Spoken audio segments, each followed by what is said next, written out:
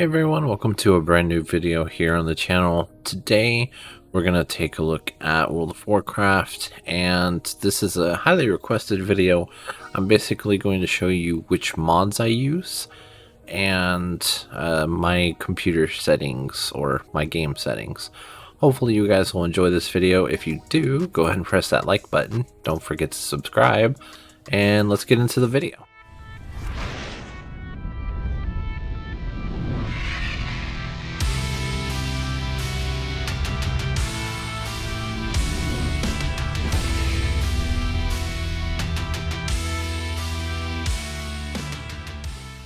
Alright, so while we're flying, the first mod I'm going to talk about is Aldi Bags.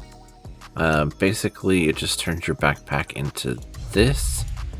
You can change the way it looks, etc. I use it on its default, and it'll sort things by quest items, armor, weapons, consumables, miscellaneous, stuff like that. Of course, it tells you your gold and your currency, like so.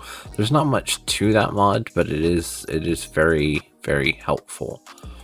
And the next mod we'll look at is Lvui, which is my basic overall UI. So it puts a chat box here, chat box there, target here, or not target, but player here, target here, and your spells and abilities. It also adds this stuff down here, which makes it a little easier. You can see all your gold on all the characters, etc. Overall, I like the way it looks, so that's why I end up using that one. For my DPS meter, I use SCADA, and it's just essentially that, a DPS meter. You can see your totals, you can see the current fight, go back to different fights, stuff like that. You can also, of course, look more in depth by clicking on them and seeing what they've used, and you can have it for many other things. So it's a pretty nifty one. The next mods that we'll talk about is weak aura and max DPS. So I'm going to show you at a training target. Essentially, max DPS works like this.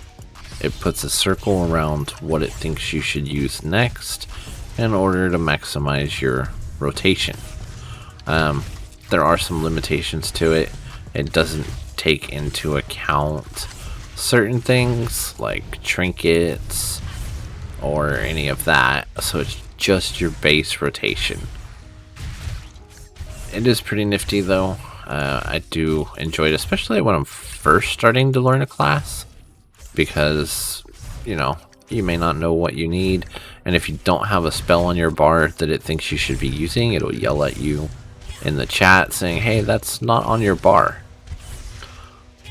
But it's pretty straightforward. You do have to download a component for each class, but it's worth it.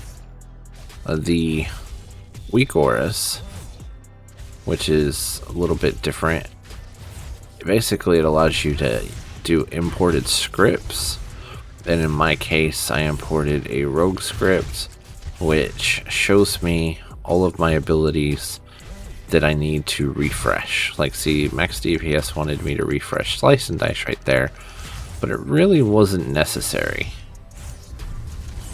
So having that helps me keep up items and know when that I'm gonna need to replace them. It's pretty straightforward depending on the script you get, and it's highly customizable. You can even write your own scripts if you're good at that sort of thing. So the next add-on that I typically will use is Handy Notes, the Shadowlands version.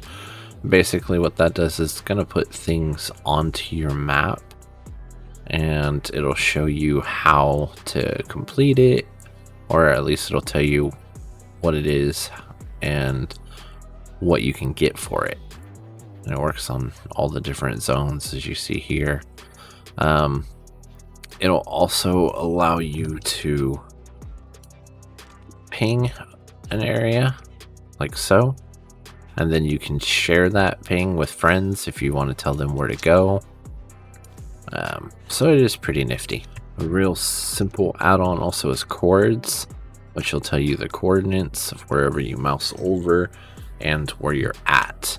So if you're ever looking on like Wowhead or wherever for quest items, then you can just get the chords and kind of figure out where that's at. Now, if you're big into mythics, I do have a couple add-ons for that. The first one is Astral Keys, which Astral Keys is good if you're in a group of people that also do it. So like, for example, I can do keys here and it'll show whoever's online and has an add-on, it'll post up their keys right away.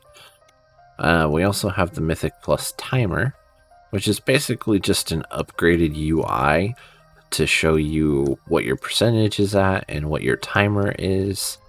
So it's pretty nifty. And then we have Raider IO.